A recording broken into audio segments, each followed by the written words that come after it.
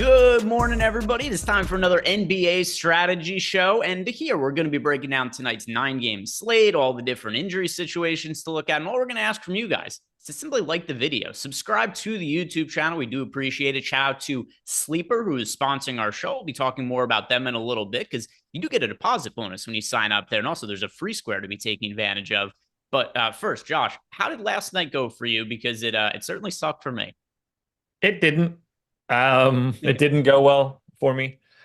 I don't totally know what my biggest issue. I didn't really go back and evaluate. Like once I knew that I didn't really have anything running into that 10 o'clock game, I didn't really pay much attention. And I went and checked my ROIs, like pre-lock ROI and stuff, but I didn't actually dig in to find out who was my biggest issue. So I guess I should do that right now. Who sucked the most? It was.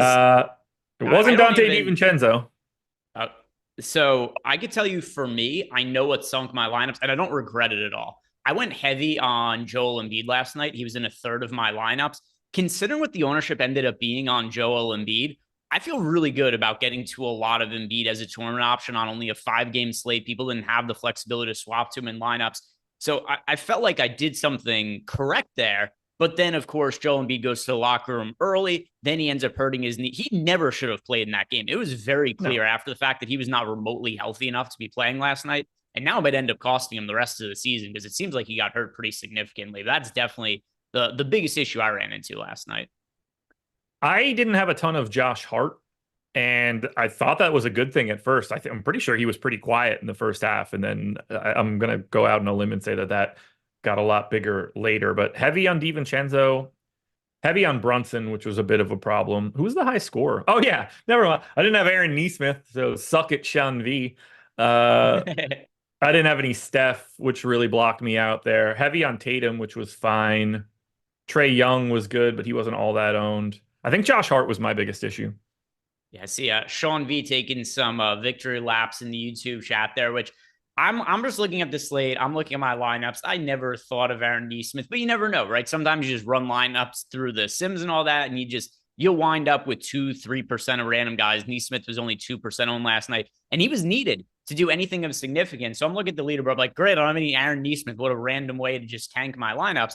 And I tweet about it, like, why is Aaron Nesmith having just the biggest game of all time? He's like leading the slate in scoring at one point. He finished with 57 DraftKings points. And Sean V responds to me and he said he knew and he told you on the strategy show and you poo-pooed him. And then I'm getting the link sent to me, and it was if there was any way for me to not end up winning last night, the idea that it was that Sean V was right and everybody else was wrong, it's a funny way. It's, first of all, let's get this dork out of the way. You don't lead off chat saying Sean V bringing the fire. No person should speak, like even Deion Sanders would find that disgusting. So let's just start right there. The lack of respect in chat is always going to happen when that's the way you come back. Are you going to do the opposite? Where are your, oh no, I didn't get that right, for the every other day of the NBA season when you whiff on this narrative garbage? I am not giving him a single bit of credit. Yeah, I don't know. I see it that way. I'm not sure I've ever seen Sean be wrong. Yeah. Well, he would tell you that he's never been wrong. That's for sure. Sean V would tell you Sean V has never been wrong. Yeah. Hey, look, Sean V's taking his victory laps in the chat. Tom Spalding saying, thank you, Sean. No joke. I appreciate that, man. Look, Sean's helping couldn't make a whole lap. Sean's helping the people win. It's really strongly on my mind to get Eric out of here and start replacing him with Sean V on shows. It's always something that's in the back of my mind. And Sean V's bold call on Aaron Nesmith last night, certainly helping people win money in the chat. The easiest way for you guys to win money tonight, you sign up at Sleeper, take advantage of the promo offer because you're getting up to a $500 bonus on your first deposit when you sign up at Sleeper with our link. It doesn't have to be 500. If you want to bet 100 there, they're going to match you on that 100 as well, but all the way up to 500. And in addition to that, there's a free square for tonight.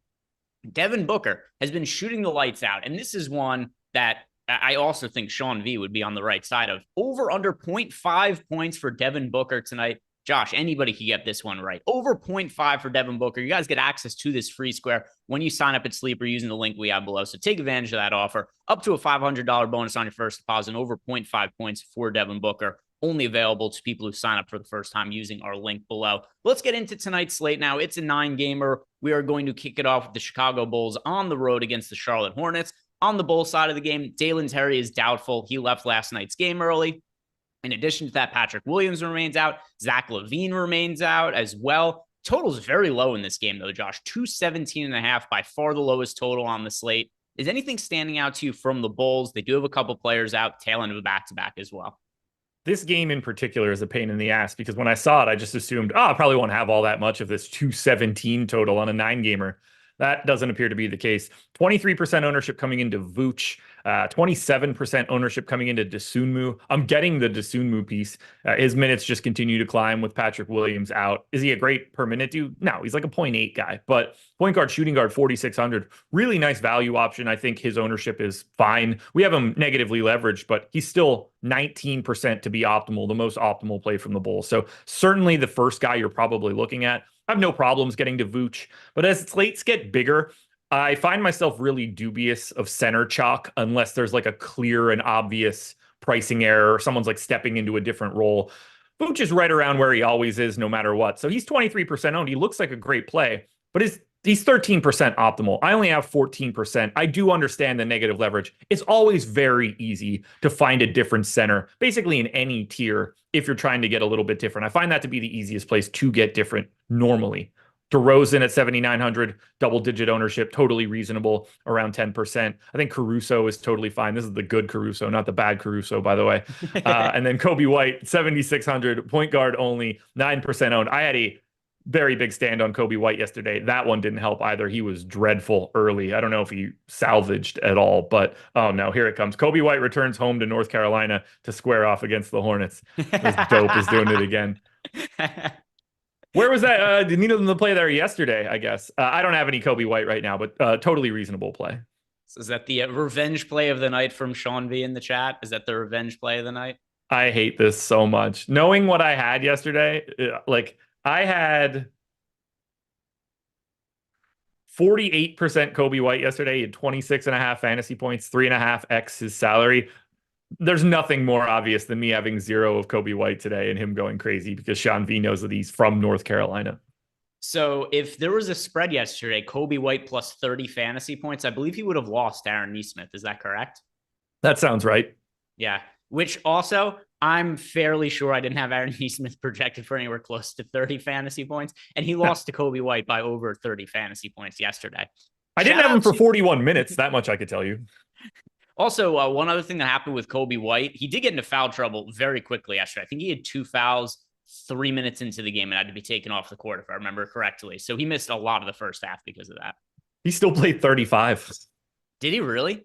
Yeah. I wasn't sure what his he final just sucked. 0.76 fantasy points per minute. So he must have basically not come off the court from the start of the second quarter to the rest of the game. Let's find out. Right? Because if my math is correct, he would have played... Well, he played the entire second quarter. Then he had an 9-minute rotation to start the third, and then came back in for the final 30 seconds. Played the first 4 minutes of the fourth quarter and the final 5 minutes of the fourth quarter. So 9 fourth quarter minutes, 10 second quarter minutes, or third quarter minutes. So he had 19 minutes in the second half. He didn't lose nearly as much time as you think he did, though. He only He lost time for sure. He played a 4.5-minute rotation in the first quarter and then didn't come back out, but he made up for that in the second quarter. Yeah, that's a shit ton of playing time they gave him. Shout out to Rob H. Rob H saying, thank you guys for the help these last couple of months. Got my first GPP top 3 finish. Now, where do I go for the free month of The Sims? So here's what you go ahead and do, Rob H. If you're playing on DraftKings or FanDuel, whatever it is that you ended up winning on, and if you're using the stochastic avatar, very important that you use the stochastic avatar, you tweet at us at StochasticHOF over on Twitter. Send us a screenshot of your win with also your handle in there with the avatar, and then I'll reach out to support. So that is going to be support@stochastic.com. And then you'll get a free month of any package of your choosing. So Rob H, congrats. Love to see you win. But yeah, just tweet that image at us with the win and then with also the avatar. And also, any of you guys want a free month of any stochastic package of your choosing, play with the avatar, the stochastic avatar, and then tweet at us when you end up winning. So Rob H, congrats. Love to see you guys taking stuff down. And then He also said, yes, sir. Tweeted y'all boys. Thanks to you two specifically. Even better. Thank only to Yes. us, Josh. Only to Yes. us. He didn't credit Sean V at all anywhere. By the way, did No, you have Aaron Neesmith in your lineup? Did you have I Aaron don't think Neesmith in that lineup I at didn't all? have any. I didn't have I any. had 0 last night. I'm curious if he was in Rob's lineup though. Yeah, I had let me make sure I had yeah, I didn't have any. 2.5% owned. I mean, you weren't supposed to get there. You weren't. It is somebody though who with it being a 5 game slate, I wouldn't have been surprised if I just had him in a couple of lineups and just unfortunately didn't last night because that was how the Sims model needs to be updated for how angry people are and how much vengeance they're feeling in their hearts. Yeah. If I'm the Pacers right now, I'd be so pissed at Indiana for Neesmith only trying hard against Boston. Like, do you think he could maybe try hard against the other 28 teams? Are you I would allowed to do, also is that bench how that him for works? that. If you Yeah. go if you find out that this guy's actually an all-star caliber player, but he hasn't been trying in every single game, I'd be like, well, that's kind of fucked up of him. He's a professional athlete getting paid millions of dollars, and he only shows up for what the 2 games a year they play against Boston because, and also he's mad at Boston because he was bad when he was there. Why is he mad at Boston? I don't know. What does he want to just go back to not playing for Boston too?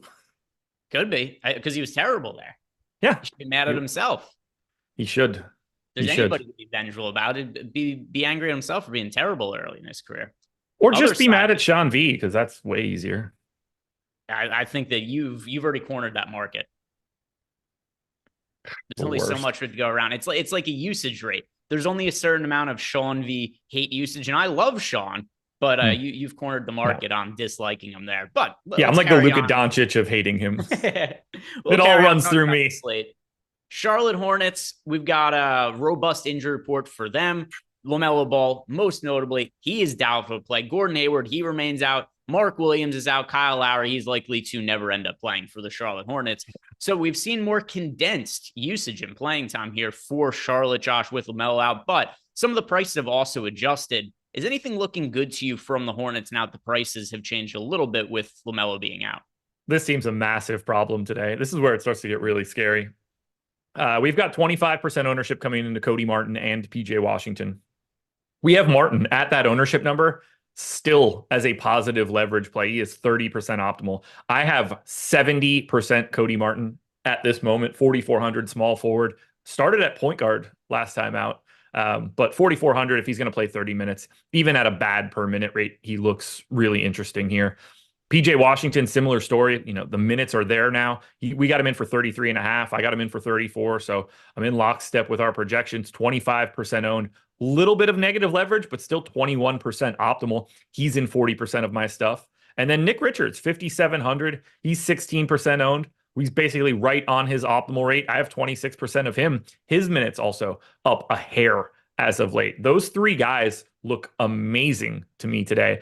I'm not getting Brandon Miller, and I really legitimately don't know why. I have Brandon Miller projected for 3 more fantasy points than we do, and I still didn't get him to show up as a $6,600 shooting guard small forward. Very curious to see if that changes because he grades out as a good play. So does Miles Bridges, although I took his under on Prize Picks. Watch the video, by the way. Cody Martin, Nick Richards, PJ Washington, can't get away from them. And I think Bridges and Miller are also very good plays for today. Brandon Miller has a lot more playing time upside than I think is being recognized by our projections right now. In competitive games, he's been playing 37 to 39 minutes as of late. So yep. I've been not rostering Brandon Miller as of late, and in hindsight, mistake by me. Should have been playing him more, especially when you look at what his minutes have looked like, and the usage has been really high as well. Sometimes we'll see this with young players; they'll develop at a much quicker rate than other players around the league. And they could be wildly different players from game 1 of the season, just a couple months in. And a couple of guys who we've really seen that impact. Brandon Miller's one, and Wemby's another one. Wemby's been an outstanding fantasy producer for a while now, but also the efficiency is coming around. So Brandon Miller, Victor Wembanyama, these are guys that we should be viewing a little bit differently now than we did a couple of months ago. Anything else to talk about from the Charlotte Hornets? Not really. I actually just refreshed. I ran a second sim once we got started. Everything that I said about Martin Richards and PJ Washington holds true. I do now have 6% of Brandon Miller and 10% of Miles Bridges. I think I didn't upload my projections before I ran it, so it wasn't giving me the bump to Brandon Miller the way that I have it in here right now. So it makes a little bit more sense that I'm getting there now, but didn't change anything for Martin, for Richards, for Washington. Los Angeles Clippers on the road against the Washington Wizards, and the Clippers have a massive team total in this game. The total is 236.5 points for the overall game. The Clippers are favored by 12, which means that they have the individual highest team total of the entire slate. They're expected to score a ton of points. We do have a healthy team for them today. So Kawhi, Harden, Paul George, none of them are going to be on the injury report. And clearly, they all individually have upside to match up against the Wizards, Josh. But are there any of these stars individually that you're highest on from the Clippers? There is. There's a clear one. I've got him. The Boom Bust tool has him as well. That's going to be Kawhi Leonard, 8,200, small forward, power forward. We got him projected for 35 minutes. I went to 36. I could see me walking that back because of this matchup. I think, if you're ever going to play less than your averages, a matchup against the Wizards might be that one, but 29% owned. We have him with some pretty big negative leverage, but he's still 17.5% optimal. Kawhi's in 20% of my stuff. I don't have another share of anybody from the Clippers. Now, I would have no problem getting James Harden. He's pulling 10% optimal. I don't think you can go to Paul George right now. And then the rest of the team is all just guys that exist. Like 2 or 3% own, like random flyers are totally fine. It's Kawhi as a priority, James Harden as a very functional rosterable piece. I don't happen to have him right now, but there's no reason that you shouldn't. And then we've got Paul George is projected for less than 1% ownership. His minutes could get a little bit weird. We know that he's been dealing with this lingering groin issue, which if I'm the Clippers, I would just sit Paul George for a little bit, but apparently they want to have him play through the groin injury and they're just going to monitor his minutes. Less than 1% ownership. You could take shots on him for tournaments just because it is a good matchup against the Wizards. And then also nobody's playing him. But the clear guy that we want to be getting to from the Clippers is Kawhi Leonard. And there isn't much of a need for some of the ancillary pieces on the team. And as he should absolutely sit Paul George today. If you're a 12-point favorite against the Wizards, like there's no incentive. You gain nothing here. Only bad things can happen if you play Paul George in this matchup. Just get him rest. And I feel about that with him in general. They've said openly he has a groin issue. He's not 100%. Just sit him for a couple of weeks. The Clippers have been rolling. They don't have any risk of missing the playoffs. Just rest him. The worst thing that could happen to this team is Paul George gets a serious injury and then he's out for an extended period of time. Better off resting a couple of weeks. I'm no doctor, but that's my opinion. Like if they're 12-point favorite, if you just sit Paul George, they're 10-point favorites today? Like there's no, it's not, you're playing for April and May and June. Don't worry about a random Wednesday against the shittiest team in the league.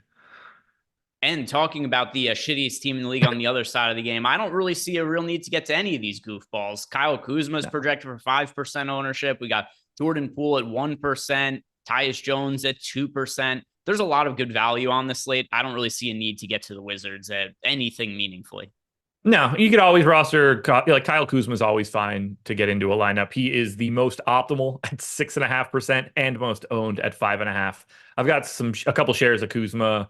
I've got a Poole share, and that's it. The less we say about Washington, the better. Congratulations to the Baltimore Orioles for selling their team. So at least one good thing is happening to our former co-host because I think he's very happy that the Orioles are now going to be a real baseball team, but it's not looking as good for the Wiz. No, and the Orioles on the up and up, but they also had a dickhead of an owner who's apparently now going to be out of the picture. And not the only shitty basketball team we have to talk about today, Josh. Not only the Washington Wizards, the Detroit Pistons are also playing today on the road against the Cleveland Cavaliers. This game is a 13-point spread. As bad as the Wizards look, the Pistons look even worse. Cade Cunningham's back. Yep. I don't expect him to play a full allotment of minutes. And then on top of that, these guys are kind of expensive. Duren's up to 7,200. Jaden Ivey, 6,700. This is the least appealing team on the entire slate. I don't have a single share of anybody. The highest optimal odds are 2% to Asar Thompson. They have 4% aggregate ownership. Only team in single digits. Only other teams that are close to them: Sacramento, who we're going to get to shortly, San Antonio, which is interesting, and Phoenix later on tonight. This is just a total no-go, especially now with Mobley back. And then also talking about the Cavs side of the game, it's not only that Mobley's back, Darius Garland's expected to play tonight too. So we've got Garland back in the mix. Mitchell's been great as of late, but Garland's back. We've got Mobley back and probably starting to see a little bit more minutes coming his way. And Donovan Mitchell's been priced up. So he's more expensive on DraftKings and FanDuel than he was prior to all these players getting injured. So if you had to play one guy from the Cavs, sure, I would say Donovan Mitchell has the most upside. But this is also a side of the game where it's the inverse of what we're looking for in value. Guys are priced out and players are coming back from injuries. I have a share of Donovan Mitchell and a share of Jared Allen. I don't really know how you want to go to anything. I can promise very confidently that 10% optimal, 4% owned Max Strus will not be 10% optimal in a couple hours. That one will go away, which is just going to make this entire team look a little bit worse. I don't think you can play Garland at 7,500. I mean, he could be in good enough shape. He only broke his face. So, in theory, I guess he could have been running, but I gave him 30 minutes. He's not going to look all that appealing. It's going to take a very specific day. We only went 27. Neither of those numbers really matter. I'm looking through my exposures to different teams right now, and it's so concentrated because now the next game we have to talk about, Josh, it's the Sacramento Kings on the road against the Miami Heat. And this is another team here in the Sacramento Kings that isn't all that appealing. The highest owned player on the entire team, Domantas Sabonis, 3.4% owned. Kevin Huerter, 3.2% owned. There are some contrarian guys like Sabonis that you can consider getting to, especially when you think about what his upside is at low ownership. But there's nothing that really jumps off the page at me when it comes to Sacramento. It's also a pace down spot for them against the Heat. But do you see it differently when it comes to the Kings? Sure don't. I don't have a single share of anybody from Sacramento. You basically outlined all of those things. As always, like if you want to play De'Aaron Fox, go for it. If you want to play Domantas Sabonis, go for it. Those guys are never zeros in these situations, but I don't know what you would want to do. Only guy that I think is sneaky here is Malik Monk. He has played 19 minutes in 3 straight games. You assume there's just a day where he gets hot and plays 27 like he normally does, and like he's going to do that at very little ownership, but price is coming down. I don't think there's anything actionable to that, but he would be the one guy in a GPP where I'd be like, okay, one of these days those minutes come back. Otherwise, I don't have anything from Sacramento. On the other side with the Heat, there's nothing that I would consider to be high priority, but Tyler Hero's down to 6,500 on DK. That's a playable price point. Bam Adebayo, who's been super expensive as of late. We've seen slates where Bam Adebayo has been 9,000, 9,100. His price point has come down to 8,000 because of him having some lackluster performances as of late. I'm not exactly sure how Terry Rozier is going to end up impacting this team going forward. I suspect it just means there's going to be some usage that comes away from everybody. But Bam Adebayo and Tyler Hero have seen price discounts to the point that I do think they are playable tonight, Josh. Yeah, I got a little bit of these guys. I'm neutral to Tyler Hero. He's 9% owned. We have him with a little bit of positive leverage. I have no problem getting there. Good matchup. Not a great Sacramento defense or anything like that. That's what happens when you have Domantas Sabonis. Rozier is okay at 6,300. Jimmy Butler at 7,200. I actually thought I would get a little bit more of. He is 4% owned. I only have 4%. I have no problem at all getting to an 8K Bam, 8% ownership. Totally reasonable. I think those 4 guys are more than okay to get to. Do you have any interest in Josh Richardson at 3,100? No Duncan Robinson here. Got back into the rotation in that last game. Played 23.9 minutes. Like, can he just play 24 or 25? Like, he's obviously not a good per minute dude, but 3,100, if he's back and playing 23 or 24 minutes, that's kind of something to talk about today. So I don't have him in lineups as of now. And I'm fairly sure what the issue is going to be. Players are going to get ruled out an hour, a couple hours from now. And then I think there's a case to get exposure to him now, but that's probably going to fall by the wayside by the time we get later on in the day anyway. I think we've got a pretty pessimistic projection on him. 0.68 fantasy points per minute. He's been at 0.78 over the past 30 days, 0.78 in my baseline score.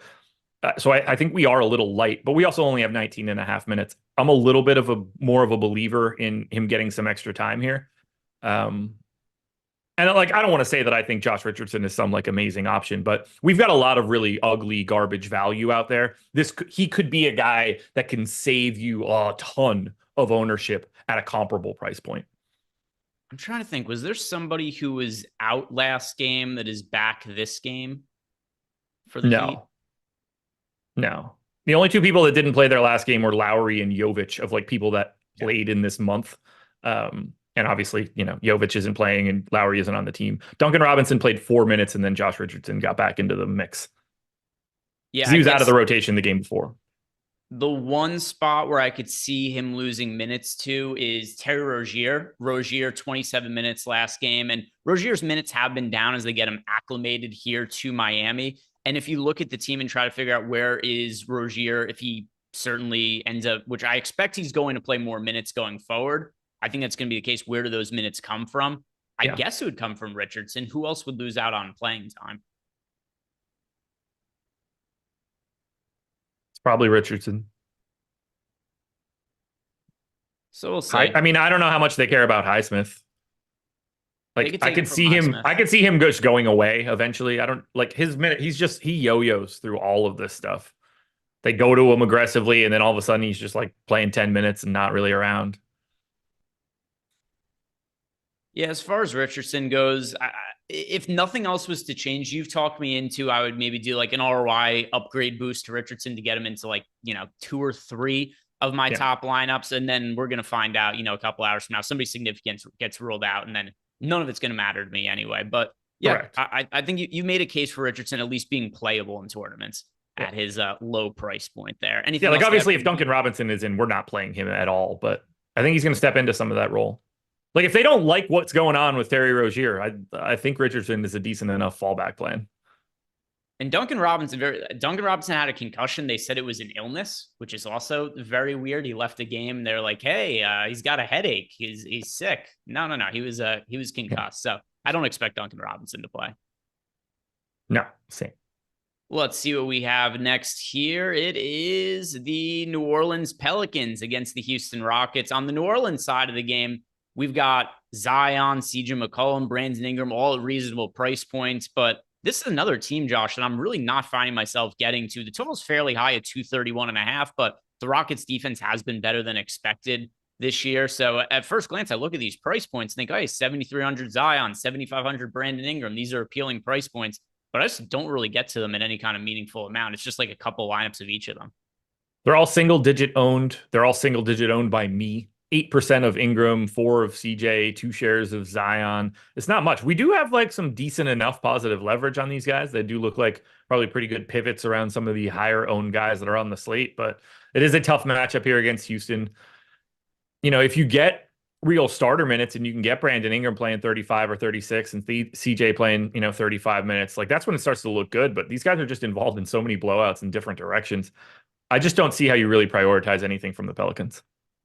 It really does suck because I don't know how many minutes they're really expected to play these guys in a competitive game at this point, because it doesn't happen. Like, I don't know, is in a close game, does Zion play 38 minutes? Does he play 31 minutes? I don't know, because they haven't played a close game since, I don't know, like the War of 1812 or something. It's been a minute. Every game is decided by 25 points. Yeah, the last time that they played a close game, I think this team was in Charlotte. Yeah, let's see. It was the last game against Boston was only decided by 6 points. So that one was relatively close. But then the games before that, you look at all, it's like 24-point game, 31-point game, 20-point game. So that game that, let's see, there was a game against Dallas that was decided by 5 points. It's hard. They're just few and far between. It's a big slate. There's a lot of spots to target. GPP plays, you can take flyers on Zion, McCollum, Ingram. But if you guys are playing 1, 2, 3 lineups, I wouldn't have the Hornets or the Pelicans, I should say, in any of them. Anything else to add from the Pelican side of the game? Not at all. So let's go and look at the Houston Rockets. And I do think there's a lot that looks good about Houston. Same. I can remember the last time I built lineups in the morning that Şengün didn't look good. Today's no different. Şengün is a top pay-up option on this slate. Fred VanVleet, he's been priced down for seemingly no reason. $7,200 for Fred VanVleet. That is too cheap. He's regularly been like 75, 78, 7,700 lately. So in a plus matchup in a game that should be fairly fast-paced, I like Fred VanVleet. I like Şengün. Those are really the core of my Houston Rockets exposure. I'm over on Şengün. I'm over on Jabari Smith. We're a little bit lighter on him. We've got him with some negative leverage, but I have 16% of him. He played really big minutes in that return. And then for Fred VanVleet, I'm right around the field as well. I think he looks good. 7,200 is too cheap for what he's been doing and how he's been playing. Do you have any interest in Jalen Green, who's been just bonkers lately? I only have him in 1 out of my top 150 lineups right now. I'm a big believer in the talent of Jalen Green, but he's not developed at all since he came into the league. Like, I look at him and you watch him play and you say, oh, this is somebody with tremendous upside because of how good of an athlete he is. And he has all of the physical tools, but then he just plays like a moron. His shot selection is terrible. He makes awful decisions. He's been wildly inefficient. But every once in a while, he shows, like last year, I think it was last February or January, where there was a big spike in his assist rate. And I'm starting Yeah. to think like, oh, he's added another element to his game. He's not only scoring dependent. And then that kind of fell by the wayside. But I mean, as of late, the usage is up, the efficiency has been up, the rebound rate has been up. He had 7 assists last game as well. He's playing really well. I still think there's a ceiling for him with his talent, but I just have to expect him to regress because this is what we've seen from him in his 2.5 years in the league. Yep. We're on the exact same page here. I don't have much in this spot. I hope he continues to grow and like become that guy because it's better for the league when young players thrive.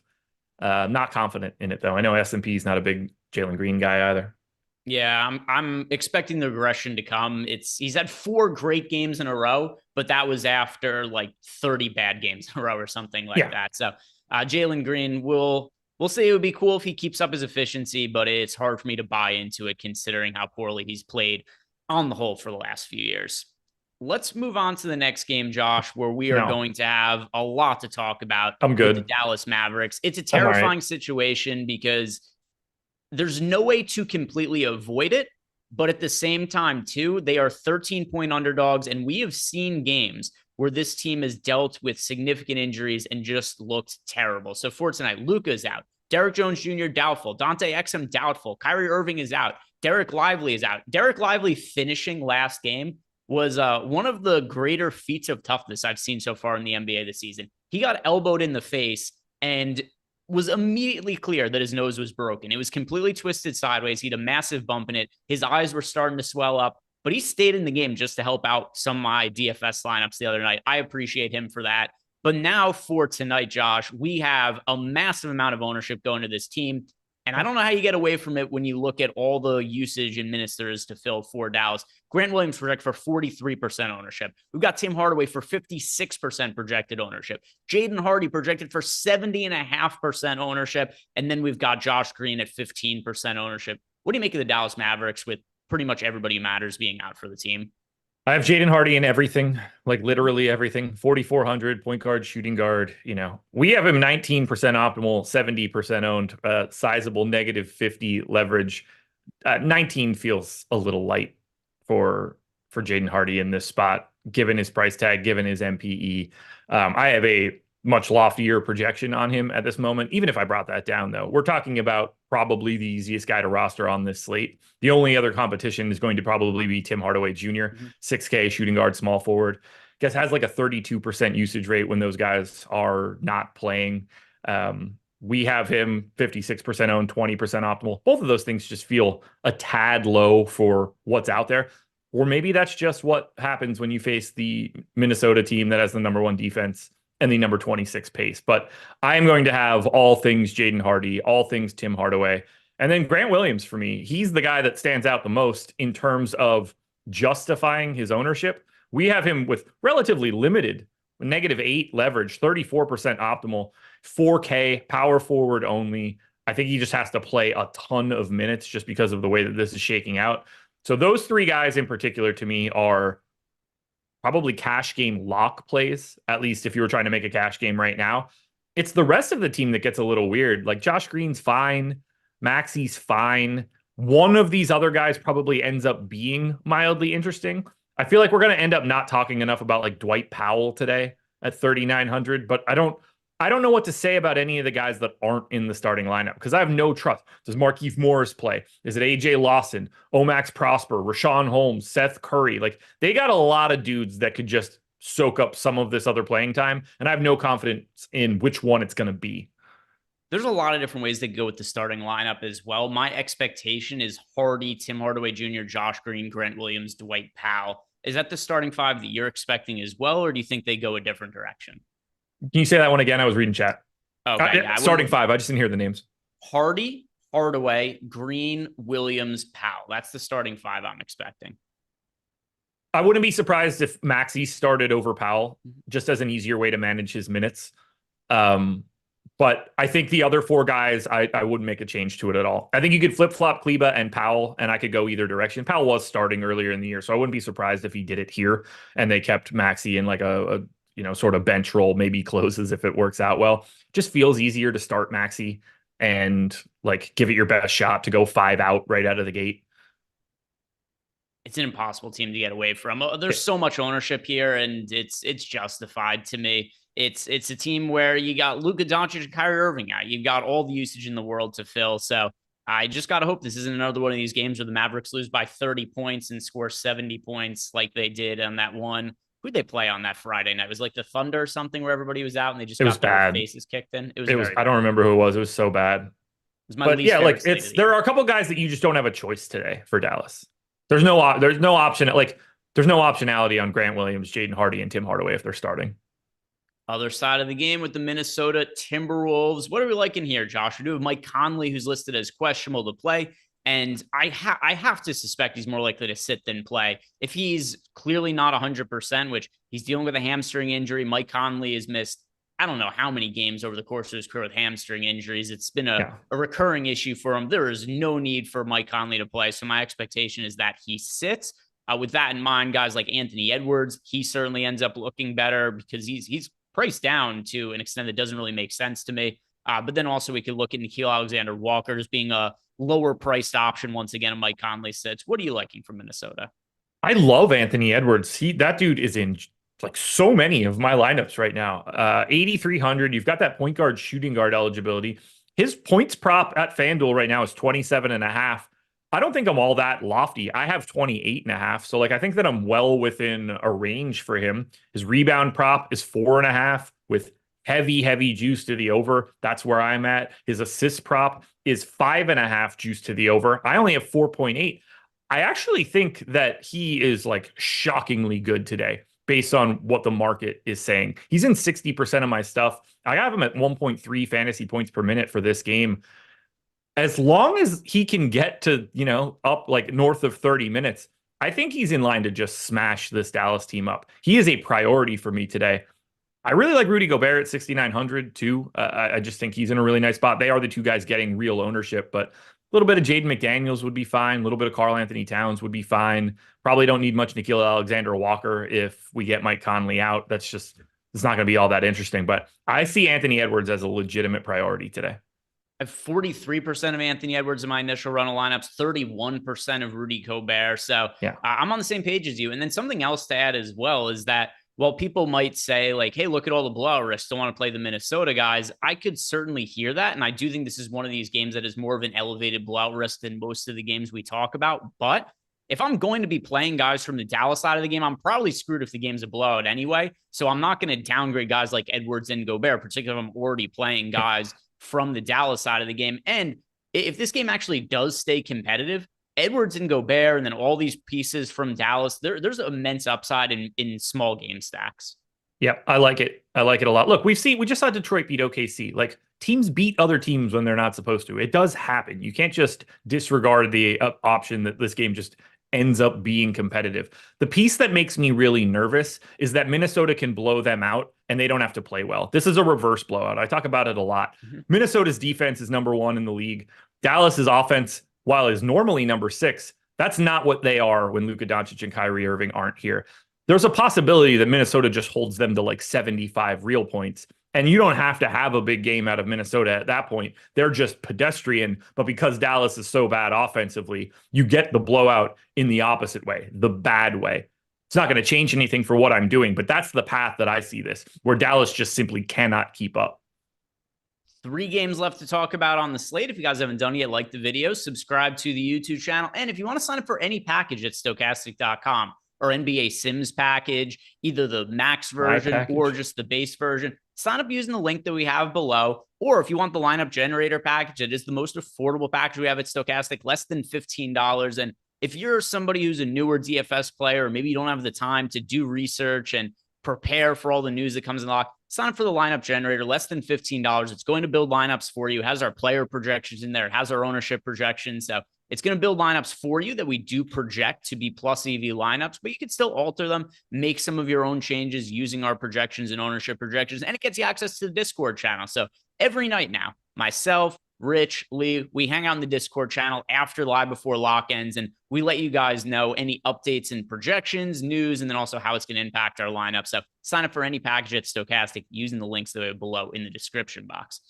Final three games to talk about in the next one here, Josh. It is the Orlando Magic on the road against the San Antonio Spurs. And Spurs starting to see a little bit of respect by the odds makers now, which is solely due to Victor Wembanyama, where most games we see with the Spurs now, they're at least fairly competitive. Spread in this game is 4.5 points. As for Orlando, the only player on the injury report is Gary Harris. This is a good up-pace matchup for the Magic. Despite that, though, Josh, I'm not really finding myself getting to much exposure to this team. The return of Markelle Fultz really throws a wrench into this team's rotations. Yeah, if I'm going to anybody, I got one share of Franz Wagner, and that is it. I don't have anything else for this team. I'm assuming we have Jalen Suggs as like a really positive leverage play. He's not a 31-minute game guy if Fultz is back now. So those minutes are just going to come down and neutralize the only other interesting piece to talk about. But if you want to play Franz or Paolo Banchero, I wouldn't tell anybody not to do it against San Antonio. But the more likely scenario for me is that I don't roster anyone from the Orlando Magic unless we get crazy news. Yeah, starting lineup is going to have Markelle Fultz in it in all likelihood. And with that being the case, this is a guy you have to give 28 to 30 minutes to. And then those minutes, some of them come from Jalen Suggs, some of them come from Cole Anthony. And then also the ball is going to be in Markelle Fultz's hands a decent amount. So he takes away assists from guys like Franz Wagner and Paolo Banchero. So Markelle Fultz, while he himself hasn't been a stud from fantasy purposes, he's a massive fantasy impact on the Orlando Magic. And it makes this team just mostly unappealing, even though they're in a good spot against the San Antonio Spurs. Anything else to add from Orlando, Josh? No. So let's talk about the San Antonio Spurs. And I know that Victor Wembanyama's price has come up, Josh. He is now up to $9,200. I do not care. That is not nearly enough for the ceiling of what Wemby has. So he's projected for less than 10% ownership. Yeah, the field is making a mistake here. If he's actually going to be sub 10% owned, I am going to be loading up on Wemby. He's about half of my lineups now. And if more value opens up later where it's even easier to get him into lineups, he's my favorite pay up option on the slate relative to what his ownership is. I have 20%, so I'm 2xing the field. I'm nervous about his minutes.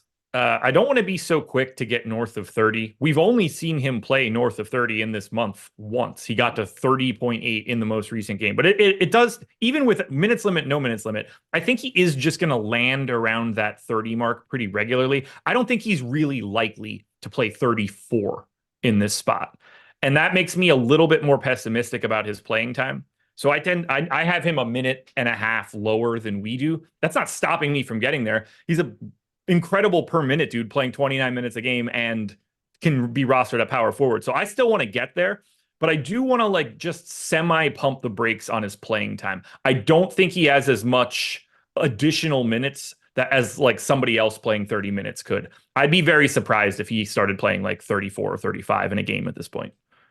His per minute production, just absolutely ridiculous as of late. I mean, it's been ridiculous all year, but now we're looking at him where it's like, is he a 1.8 fantasy point per minute type of guy? He's a talent we've never really seen before in terms of just his size, his ability to be disruptive on defense. Like his ceiling for FanDuel going forward is ridiculous because he's going to have a season where he averages like 5 blocks and 2 steals per game. And just on defensive stats, he's going to be putting up over 20 fantasy points per game. So I know his price point has started to come up. It is not nearly enough to deter me from getting to him, especially if the field isn't getting there. Yeah, I will absolutely be there. I hope that I maintain that 20%. I think he'll be more than 9 as well. Probably pretty likely, especially when you consider what the injury report is for this team right now. Keldon Johnson is questionable. We've got Zach Collins questionable, Dominic Barlow questionable. And I don't know that Barlow and Collins both being out to the point you had made before means that we have to give Wemby like 34 minutes or anything like that. But I do think it solidifies his minutes. It's hard to go back to the games where he was only playing like 24 minutes if both Zach Collins and Dominic Barlow are out. But from a usage standpoint, there's also extra usage that would be going to Wemby if Keldon Johnson is out. Is there anything else you potentially see yourself getting to from the Spurs if other players are out? As of right now, I only get to Wemby, but could that change for you if Johnson, Collins, Barlow are out? Yeah, well, you could probably look a little bit closer at Devin Vassell. I'm guessing he would really soak up a decent chunk of that Keldon Johnson usage. Where it goes after that, I'm not entirely sure. I think Devin Vassell would be my first guy that I want to get to. That MPE helps quite a bit, but I mean, he's 2% owned right now. You're going to need those guys to be out to get to anything else from San Antonio. So let's go to the next game now. The Phoenix Suns on the road against the Brooklyn Nets. For the Suns, the unthinkable has happened. We've actually seen an extended stretch of time where Devin Booker, Kevin Durant, and Bradley Beal have all been active at the same time. What's up? Good point. I did skip over that. So I'm going to circle back to that because that is a very important one. So back to Denver. Good call out, Jordan. I almost did the games out of order and missed out on the biggest injury news on the entire slate. Denver Nuggets, Josh. Nikola Jokic is questionable to play. If he is out, that obviously would have a massive, massive impact on the slate. As of right now, he is the player I get to the most of from Denver, but not anything crazy. I have 14% of Jokic. What would be the implication of Jokic not playing? We're going to play a lot of DeAndre Jordan at 4K today. Fucking cool. Maybe Zeke Naji at flat 3K, depending on how they're going to go in this direction. And then you're bumping everybody else up usage-wise in a big way. Aaron Gordon goes from like a meh dude to a very interesting dude because he can just everybody gets to do everything. Jokic controls the entire team, 30% usage, 40% assist rate. That's got to go to somebody and somewhere. So you're bumping Murray, you're bumping Gordon, you're bumping Porter Jr., you're even bumping KCP to a degree. You're obviously getting to whichever center ends up starting. You might be able to get to both of them if you think they're going to split all 48 minutes. It just becomes it takes Denver from being uninteresting to incredibly interesting. Fantasy points per minute for this team with Jokic off the court, 1.07 for Michael Porter Jr., 1.07 for Jamal Murray, 1.05 for Aaron Gordon, 1.03 for DeAndre Jordan. And we've actually seen Jordan play pretty big minutes in starts this year. Well, actually, it's only been one start, but in one game without Jokic, Jordan played 33 and a half minutes, put up 51.25 fantasy points. If he draws another start, and if we're going to expect him to play north of 30 minutes, he's a good option. I know he's washed at this point in his career, but he's still viable as a fantasy producer. He's still a guy who scores about a fantasy point per minute. I guess the question becomes, Josh, how much would you expect DeAndre Jordan to play if he starts? 24, 26, something in that neighborhood. 26 feels like the safest bet. Let's see. Starts this year. He's got at least one that I can remember. So he played 33 and a half. Yeah. Did he have any last year? Yes. So his starts last year. I got him here. 243 minutes in 9 games, 27 minutes per start. Somewhere in that neighborhood. Yeah. And then his starts, for what it's worth, he did play more in his starts in the later stages of the year than the earlier part of the year. So they were a little bit more willing to give him those minutes. And then the one star we saw this year, 33 and a half. I'd go to like 28 with him as the starter. I'd probably go 26, 27, something like that. I don't think it's going to matter. 0.95 at, let's say 26. Let's be really pessimistic.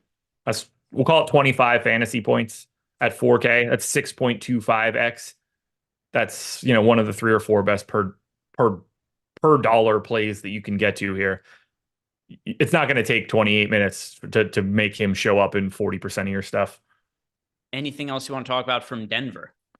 No, we got to get to the other side of this one, which is even more interesting to me because as of right now, I have 55% Shea. All right. So Josh has 55% SGA, who's also questionable to play. He's not the only one who's questionable. We've got Chet Holmgren questionable. We've got Lou Dort questionable. This is one of these spots where I don't really know what to make of it until we get more injury news. Yeah. SGA himself holds so much weight to this team, but then Chet being questionable, Dort being questionable. There's so many different iterations of what could happen if players get ruled out. But what is your general overview on OKC right now? If SGA is in, he's the best play on the slate that you can pay up for today. Jalen Williams is out already. We don't have to account for that right now. And that changes the game up a lot for SGA. Giant rate boost across the board, increased usage, increased assist rate. We see SGA do more with Jalen Williams off the floor. And that is what's driving a lot of this for me. I have him with 35% usage rate, 35% assist rate. I have him at 1.6 fantasy points per minute at this moment. Now, that could even get more extreme, potentially. I'm well higher. I'm about a tenth of a point higher than we are right now. But I expect Shea to be the guy that you want to get to. I don't mind the 22% ownership at all. I will be well north of that number if this breaks the way that it is right now with everybody in. If we lose a couple of those other guys, that's fine. Now, if Shea ends up out, all bets are off. You're getting to Giddey. You're probably jamming Lou Dort. Cason Wallace is at 3,900. He starts to become a very interesting option. You create all sorts of value if SGA is gone. And then if Chet is gone, Kenrich Williams at 3,200, power forward center. Jalen Williams with a Y is the flat 3K. We are going to have a lot of value no matter who ends up out for OKC. But if Shea is in, he's the guy I want more than anybody else on this slate, including that Dallas value. This could be a very weird game. We could see Jokic out, SGA out, Jalen Williams out, Chet Holmgren out, Dort out. It's one we just need more information on later on in the night. And it's also a game where what's good about it is there are all these players who are questionable, but we don't have to make too many accommodations in our lineup for it because it starts at the same time as the Dallas-Minnesota game. So if you're already getting a lot of exposure to Dallas-Minnesota, which you should, considering that Luka's out and then also that Kyrie is out, it is going to be very easy to allocate some of that exposure to OKC or to Denver if those players get rolled out. So this isn't one of these slates where I'm going to have to be doing like all kinds of upgrade and downgrade ROI boosts in the Sims tool to try to get to the players I want to make my lineups flexible. I'm going to have it built in just because when the Dallas game starts. Yeah, I mean, 4 games tipping off at 8 o'clock, plus Phoenix and Brooklyn after this one. You're going to have plenty of flexibility to move things around. So now let's talk on the final game of the slate, which is the Phoenix Suns on the road against the Brooklyn Nets. And not a whole lot that I like from Phoenix, Josh. I know we've seen Devin Booker play out of his mind as of late, but he's also shooting something like 64% from the field over the last couple of weeks. So nothing I view as sustainable. Here's what's going to happen with this team going forward, in my opinion. Kevin Durant, Devin Booker, Bradley Beal, they're individually going to have some big games, but there's very few times I'm going to want to target these guys when everybody's actually healthy from this team, because it's going to be nearly impossible to figure out who's going to be the guy in any kind of given night. There's almost always going to be better pay up options to look at. Yep. I have 1 share of Kevin Durant. The highest owned dude is Bradley Beal at 4.1%. If you like Durant as a leverage play, he has a little bit of it. He's 7.5% optimal, but no, this is whatever the opposite of a late night hammer is. That's what the Phoenix side is. Other side of the game to finish out the conversation on the slate here on the strategy show. And if you guys haven't done yet, like the video, subscribe to the YouTube channel, check out the deep dive and live before lock later on the day. There's a lot that's going to change considering the amount of players that are questionable in the injury report. Ben Simmons is back for the Nets, Josh. He played pretty well last game. He looked really good, which terrifies me because there's no situation I ever want than to have to look at projections and say, hey, Ben Simmons looks pretty good. I don't think we're there quite yet because his minutes are still going to be restricted. But is there anything you are really liking from the Nets? Not really, but maybe. We obviously think there's something up with Lonnie Walker, who's 24% optimal and 9% owned. Those two, that sort of thing just never exists. Either he's going to be more owned or we're going to come down. It's just impossible to have a positive leverage play like that in 2024. You get too much information by the end of the day. He did end up playing a bunch of additional minutes. He's 3,500 shooting guard, small forward. I only went to 22 minutes, not the 24. He is my most exposed net at 12%. Just seems like a decent value option that they're going to try to work in, but also could just go out there and play 16 minutes. I have a little bit of these guys. I've got a couple shares of Bridges, a couple shares of Claxton, a couple shares of Dinwiddie, a couple shares of Cam Johnson. Like, they don't look great, but they all look okay enough. I don't know how else to say it for these guys. I don't think by the time the dust settles, I'd be very surprised if I get to anything from the Nets. So if I had to roster somebody right now based on our projections, sure, like Lonnie Walker would warrant being in some lineups. But as for other guys like Mikal Bridges, Nick Claxton, even if they show up in a couple lineups now, I'm very certain that as more players get ruled out, nothing here is going to be necessary. Yeah. I actually want to make sure, like, I'm happy to have some shares and some guys in this game. I'm happy to have chunks of it because it just makes that swap process easier if we need it to be in that 7:30 to 8 o'clock window. So I'll never be mad about having exposure to the late game because it just makes my life easier. And that is going to do it for us today, guys. If you have not done it, one more time, I'm going to ask you to like the video, subscribe to the YouTube channel. If you want to sign up for any package at Stochastic, use the links that we have below in the description box. It's also going to get you access to Discord. So all day, you could ask me questions. You could DM me after the slate has started, but if we get late locking news or anything along the lines of players get ruled out, lineups look different, I'll be in Discord all night answering questions. So if that's appealing to you, sign up for a subscription using one of the links that we have below. But thank you very much for watching, guys, and stick around. There's going to be a first look show taking a first look at the Super Bowl with Ben Raza and Lofty right after this. So check that out. Good luck today, guys. See you later.